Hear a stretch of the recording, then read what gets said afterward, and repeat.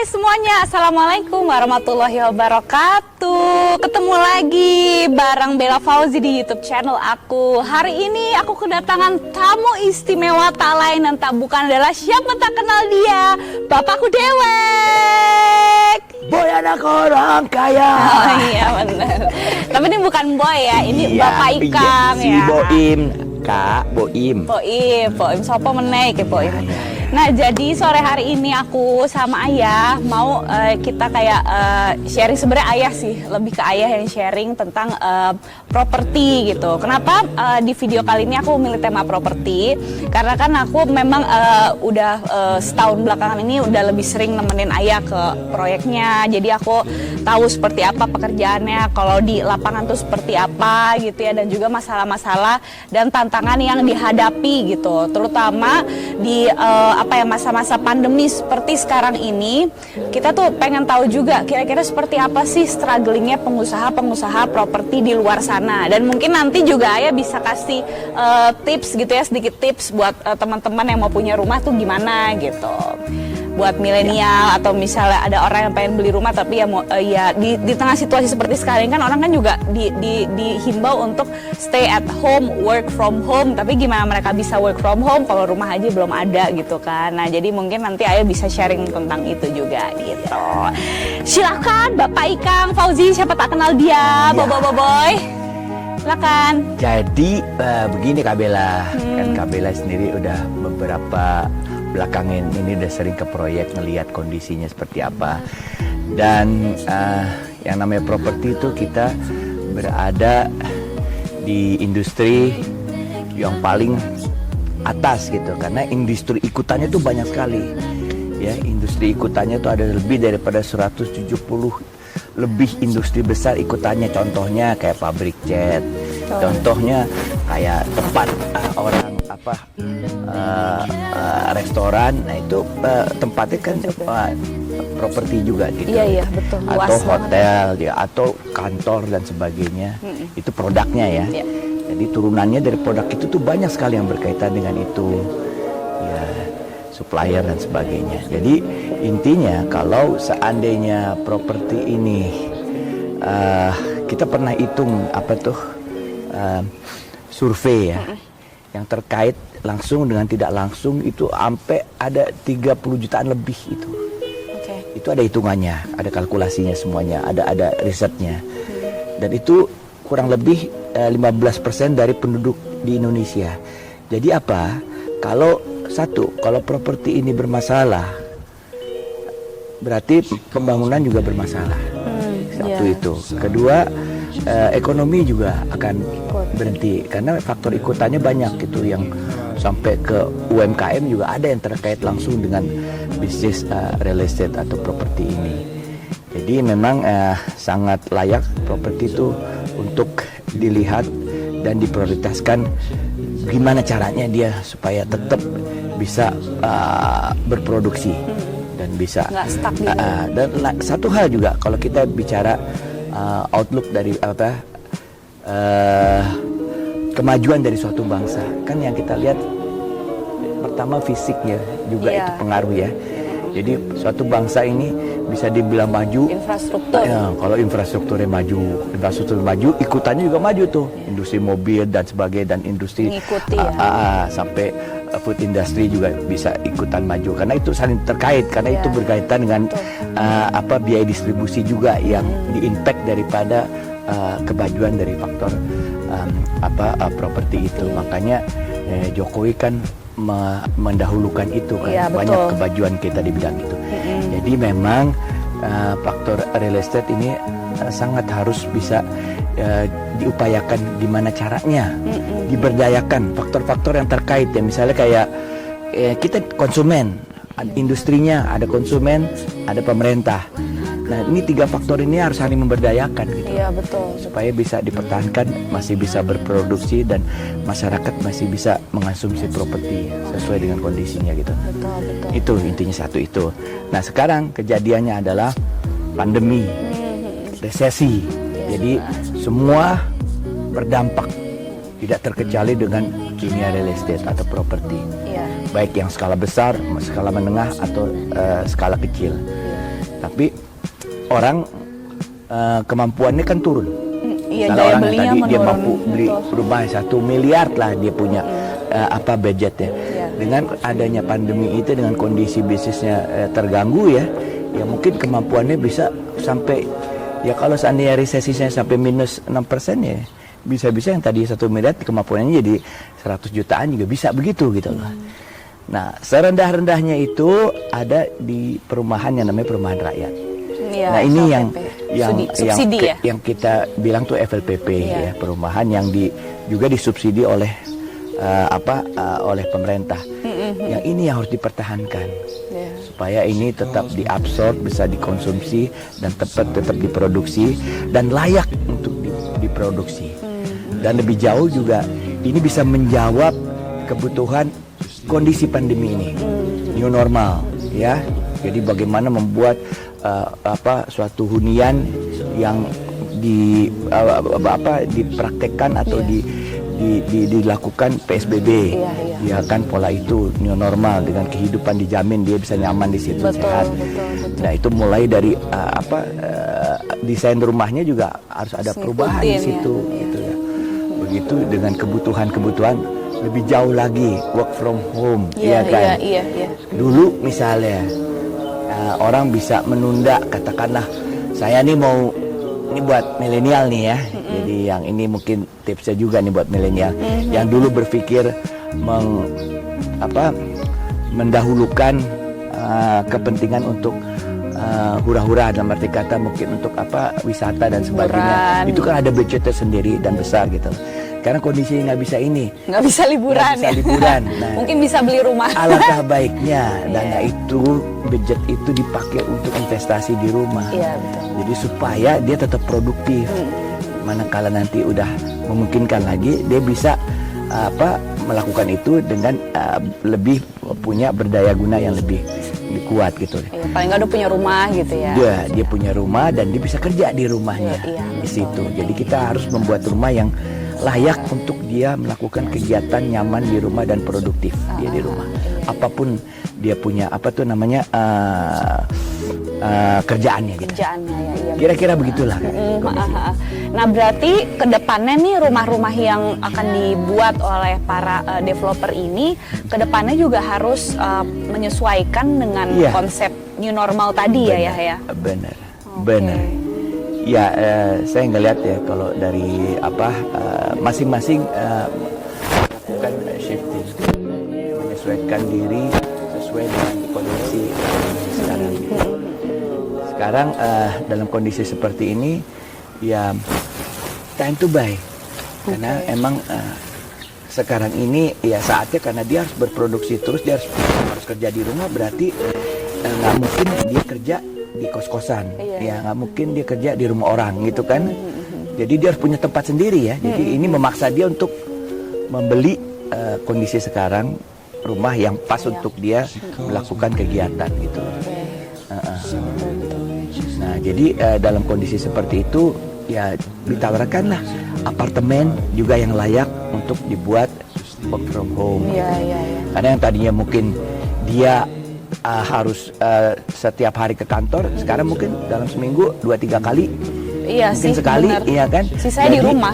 Jadi paradigmanya berubah, Bella. Yang dulu dia mungkin harus dekat kantor, paling nggak TOD lah. Maksud TOD itu dia ada di tempat-tempat keluaran tol atau keluaran stasiun-stasiun. Dekat sama jalan besar ya, akses. Betul, aksesnya stasiun atau tol dan sebagainya, supaya dia lebih cepat masuk ke tempat dia bekerja. Sekarang itu mungkin nggak terlalu diprioritaskan gitu. Karena cuma seminggu 2 kali, semua 3 kali, iya kan? Yang tiap hari dia bekerja adalah di rumah atau di tempat-tempat lain di sekitar rumahnya gitu ya. Dia lebih jarang ke kantor. Iya, jadi dia nggak harus memaksakan diri beri rumah yang dekat dengan tempat dia bekerja, which is pasti kalau perkantoran itu kan di pusat Jakarta, ya pasti mahal lah. Jadi dia bisa lebih, bahkan dia bisa kerja di Bali, bisa gitu loh. Asal dia benar-benar bisa mengarrange waktunya dengan baik dan dia bisa produktif pada saat dia bekerja gitu loh. Daripada dia membuang waktu lama di jalan untuk pulang pergi ke kantor. Jadi paradigma ini berubah. Jadi orang akses ya, jadi rumah yang paling penting itu adalah akses, karena accessible. Tapi juga bukan berarti yang harus di TOD juga. Iya, nggak harus yang di tengah kota banget gitu kan. Iya betul. Begitu. Iya. Dan bahkan kan sekarang kan yang Bella lagi sering nemenin ayah ke proyeknya itu kan juga di Serang ya.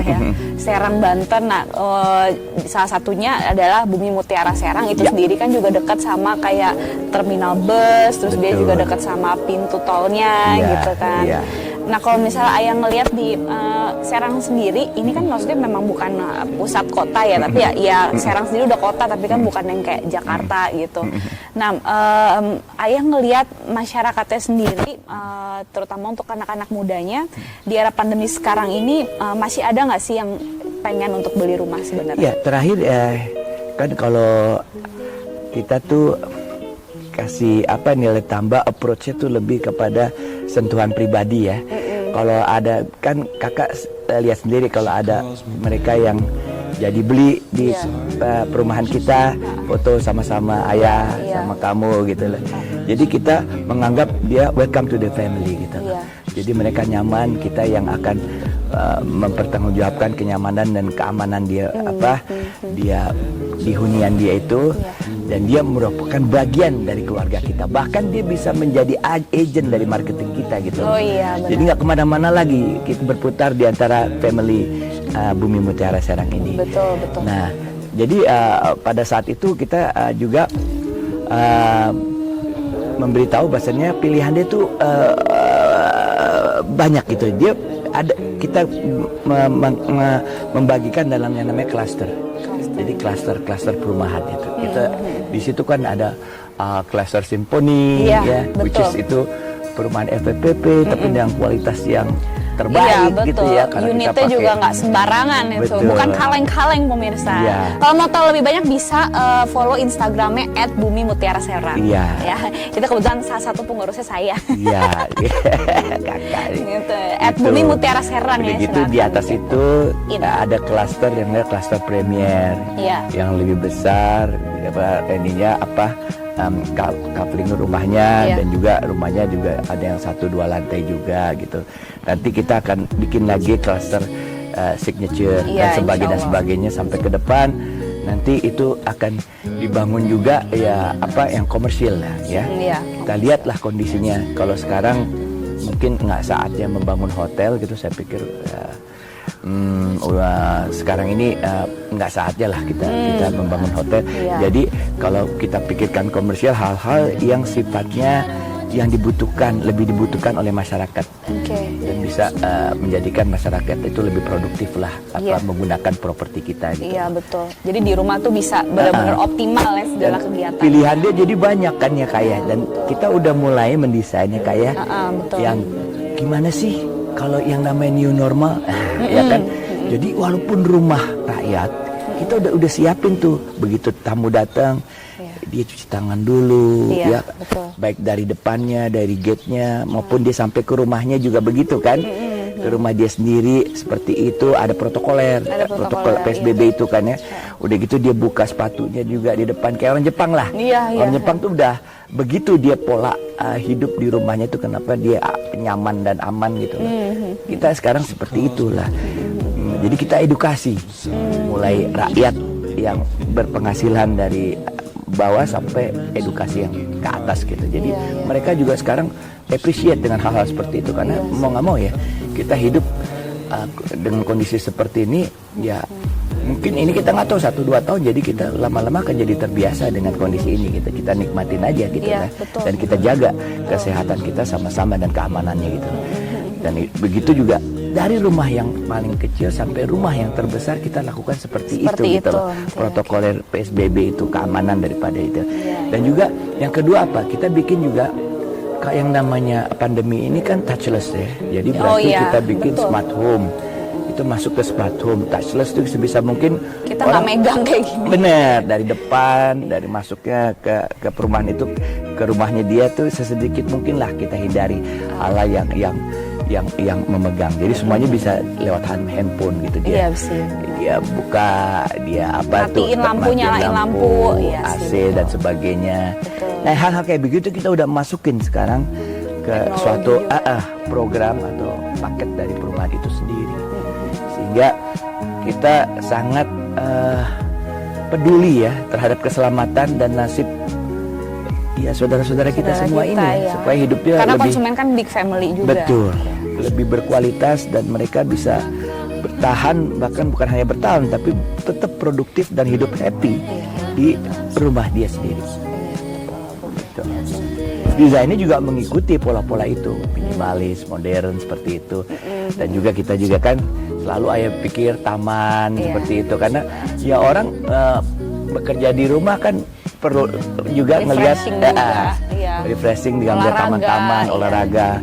Kan ada yang kita lari berdua Iya, juga itu kan betul. ya kayak kita ada tempat untuk jogging dan Betul. sebagainya. Kita ada taman dan jogging track by the way di komplek ya. Iya. Maksudnya bisa jogging juga di komplek itu. Banyak kok memang, sore-sore orang. Saya pengen olahraga. ya karena memang kita mulainya dari Kota Serang, Banten ya. Mulai dari situlah yang kita bisa memberikan kontribusi Iya, untuk betul. memperkenalkan perumahan masa depan itu seperti apa. Gitu. Iya, betul. Dan achievable. Achievable, Maksudnya bisa terjangkau gitu. Ya, harganya terjangkau Harga juga. terjangkau sesuai dengan levelnya masing-masing. Betul, betul. Nah, pokoknya kalau misalnya pengen tahu lebih banyak tentang promo-promo ataupun misalnya harga dari rumahnya itu sendiri, bisa langsung aja ke Instagramnya @bumimutiaraserang. Dan kalau misalnya teman-teman lagi ke Serang Timur ya, itu keluar dari pintu tol Serang Timur. Nah, Bumi Mutiara Serang tuh nggak jauh dari situ. Nah, alamat lengkapnya bisa langsung dikepoin aja di Instagramnya @bumimutiaraserang. Oke? Itu yang ngurusin Kak Bella semuanya. Salah satunya. Hebat. Kita ada beberapa orang, tapi Terima aku kasih, salah Kakak. satunya aku. Iya. Soalnya baru ngertinya itu doang sih. Gitu, Ayah. Iya. Makasih banyak ya untuk sharingnya hari ini. Mungkin Kak. ada Iya. pesan atau kesimpulan terakhir nih sebelum kita tutup Iya, videonya untuk sekali lagi, teman-teman yang pengen beli rumah. Betul, teman-teman, terutama untuk kaum milenial ya. Iya. Ini teman-temannya kakak nih yang cerdas-cerdas ini. Ayah ngelihat mereka orang-orang generasi yang sangat produktif dan dengan bermental kuat ya. Tapi jangan lupa ya, kondisi seperti ini jangan dilihat sebagai kondisi yang prihatin dan menyedihkan aja gitu. Kita balik gitu, kondisi ini momentum apa yang kita bisa ambil dalam kondisi seperti ini. Nilai tambah apa, kesempatan apa, opportunity apa yang kita bisa ngambil dalam kesempatan seperti ini. Nah, tentunya it's time to buy. Biar bagaimanapun kondisi sekarang adalah cash is the king. Jadi siapa yang megang uang, megang cash itu dia yang mempunyai pilihan atau dia bisa ngelit, dia bisa mempersuade ya, apa yang dia inginkan gitu. Iya, ya, kira-kira mana nih yang lebih penting untuk dibeli dulu gitu. Dan rumah kan juga salah satu kebutuhan pokok ya. Iya.